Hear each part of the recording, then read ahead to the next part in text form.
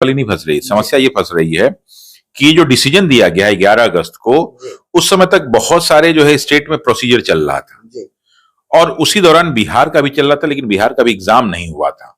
तो अब वो जो रिलीफ होगा किसको किसको मिल सकता है? क्या बिहार सरकार के जो बच्चे हैं उनको मिल सकता है कि नहीं मिल सकता है? डिसीजन जिस तरह से उसका रवैया लग रहा है कि वो जो है, हमें लगता है कि मैक्सिमम बीएड वालों को मौका देने की मूड में नहीं दिख रही है। अपना एक गाइडलाइन जारी करेगी बीपीएससी के लिए और बिहार सरकार के लिए।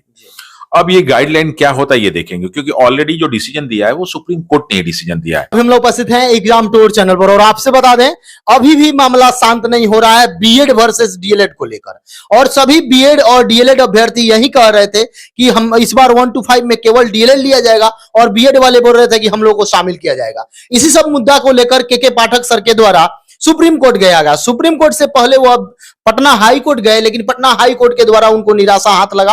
तो इस पर आगे क्या हो सकता है, कब तक फैसला आ सकता है, संपूर्ण रणनीति जानेंगे रामांशु सर से। क्योंकि ये लॉ का स्टूडेंट भी रहे हैं तो ज्यादा नॉलेज है, इस पर बृहद तरीका से बताएंगे क्या होता है एसएलपी, कैसे होता है, कितना दिन में इसका रिजल्ट आ सकता है, कितना समय लग सकता है, क्या हो सकता है, सब जानकारी लेंगे। सर आपका स्वागत है एग्जाम। बहुत बहुत धन्यवाद अभिषेक जी। सर जिस तरीका से 22 तारीख को यहां से मिल गया कि पटना हाई कोर्ट के द्वारा साफ तौर पर कह दिया गया कि जो सुप्रीम कोर्ट का 11 अगस्त का जो फैसला है वही बिहार सरकार को मान्य करना पड़ेगा, किसी भी प्रकार का कोई छूट नहीं दिया जाएगा। उसके बाद आगे प्रोसेस हुआ और के पाठक सर 25 तारीख को चले गए।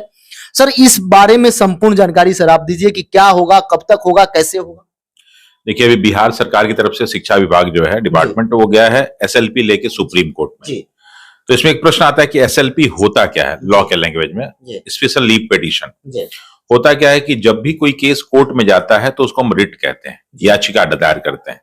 लेकिन जब याचिका नहीं एक्सेप्ट होता है और डिसीजन कुछ न कुछ आ चुका होता है, तो ऐसे केस में कोर्ट या फिर मतलब सरकार या कोई भी व्यक्ति भी अगर जाता है कोर्ट में, खासकर सुप्रीम कोर्ट में, बाकी कहीं और नहीं होता है, सुप्रीम कोर्ट में जाके आप अपनी रिट दाखिल करते हैं तो उसको एसएलपी कहा जाता है, स्पेशल लीव, स्पेशली नाम ही रख जाएगा, लीव पिटीशन स्पेशल। तो अब वही जो है बिहार सरकार का जो शिक्षा विभाग है, माननीय के पाठक जी और उनके नेतृत्व में और भी बहुत सारे लोग हैं, साथ ही रिस्पोंडेंट में आपका जो है बीपीएससी भी है, कंट्रोलर भी है, सारे के सारे लोग गए हुए हैं और कुछ अन्य जो है शिक्षकों का ग्रुप है वो भी गया हुआ है, खासकर जो बीएड वाले लोग हैं, कि सर इस पे आप अपना निर्णय दीजिए। तो चूंकि अब सरकार द्वारा एसएलपी लाया गया है, तो जब भी सरकार द्वारा एसएलपी जाता है सुप्रीम कोर्ट में, तो नॉर्मली सुप्रीम कोर्ट उसको एक्सेप्ट कर लेती है। अगर यही व्यक्तिगत जाता तो हो सकता है उसको एक्सेप्ट नहीं करती। क्या रेशियो रहता है सर जब सरकार करती है, तो क्या रेशियो होता है? देखिए जब सरकार जाती है तो नॉर्मली 40%, ये 10 में से 6 रिजेक्ट हो जाते हैं, 4 एक्सेप्ट किए जाते हैं, तो नॉर्मली जो है 40% के करीब एक्सेप्ट होता है, तो इसलिए एक्सेप्ट हुआ है ये। अब इसमें क्या होता है कि जब सुप्रीम कोर्ट से सुनती है सारी बातों को, तो एक इंटरिम ऑर्डर जारी करती है, अंतिम रिलीफ जारी करती है। तो सुप्रीम कोर्ट हो सकता है कि कुछ दिन के अंदर ही अपना एक गाइडलाइन जारी करेगी बीपीएससी के लिए और बिहार सरकार के लिए। अब ये गाइडलाइन क्या होता है ये देखेंगे, क्योंकि ऑलरेडी जो डिसीजन दिया है वो सुप्रीम कोर्ट ने डिसीजन दिया है। तो सुप्रीम कोर्ट अपने ही जो है डिसीजन के खिलाफ इतनी आसानी से तो जाएगी नहीं। अच्छा, उसमें भी डिसीजन कोई इस तरह का नहीं कि गलत डिसीजन है। बेसिकली जो पहले नियम बनाया गया था भारत सरकार द्वारा, राज्य सरकारों द्वारा, कि जो 1 से 5 तक की भर्ती होगी उसमें डीएलएड या बीटीसी के बच्चों को लिया जाएगा। लेकिन बाद में क्या हुआ कि जब फॉर्म भरा गया, तो जैसे भी यहाँ पे 9, 10 से 11 बार के साथ क्या हुआ कि बहुत सारी ऐसी वैकेंसी थी जिसमें सीट से कम ही भरी गई। तो अब ऐसे कंडीशन से मान लीजिए कि ऐसे कंडीशन में सरकार कहती है जो लड़के जो है एस्टेट या सीटेट क्वालिफाई नहीं किए वो भी फॉर्म भर दें। अब जैसे मान लीजिए तो उसमें जो कोर्ट ने आपको डिसीजन दे कि हाँ भाई भर सकते हैं, अब भर के अब उस पर सरकार जो इसमें मान लीजिए सिलेक्शन उनको कर ले, और फिर इसी तरह आगे कोई आए तो यही काम करती रहे, तो कब तक ये चलेगा? और फिर ये लड़के चले जाएं जो सीटेट वाले हैं और एस्टेट वाले हैं कि साहब जो है इसमें तो सिर्फ सीटेट एस्टेट वाले थे, बाकी लोग को आप प्लेन वालों को कैसे डाल दे रहे हैं? तो ये समस्या तो आ सकती है ना। तो ऐसी समस्या डीएलएड वाले में आई और डीएलएड वाले कोर्ट में गए कि साहब ये वैकेंसी सिर्फ हमारे लिए है, बीएड वालों के लिए नहीं है। तो कोर्ट ने सारी सुनवाई की और सुनवाई करने के बाद उसने डिसीजन लिया कि 1 से 5 तक में सिर्फ डीएलएड वाले या बीटीसी वाले एलिजिबल हैं, बीएड वाले नहीं है। अब बेचारे बीएड वाले फंस गए कि साहब हमने तो जो है सरकार के नियम के अनुसार ही सब कुछ किया, हमारी इसमें क्या गलती है?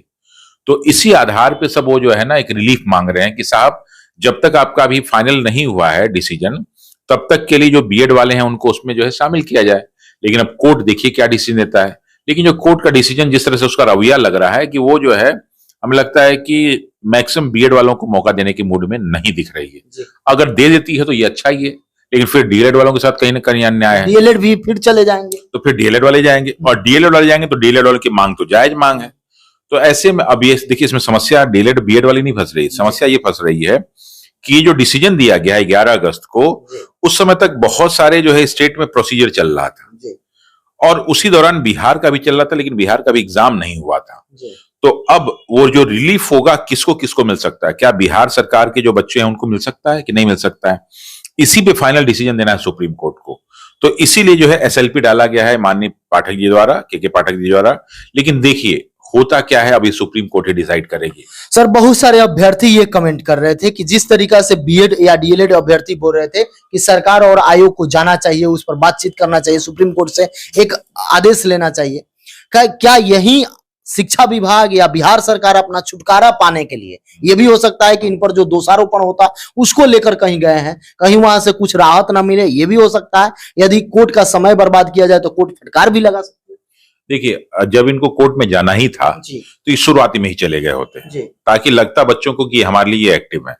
लेकिन ये लास्ट मोमेंट पे जब जो है रिजल्ट आने वाला है, इन्होंने घोषित भी कर दिया था कि 18 से जो है 26 के बीच में हम सारे रिजल्ट जारी कर देंगे।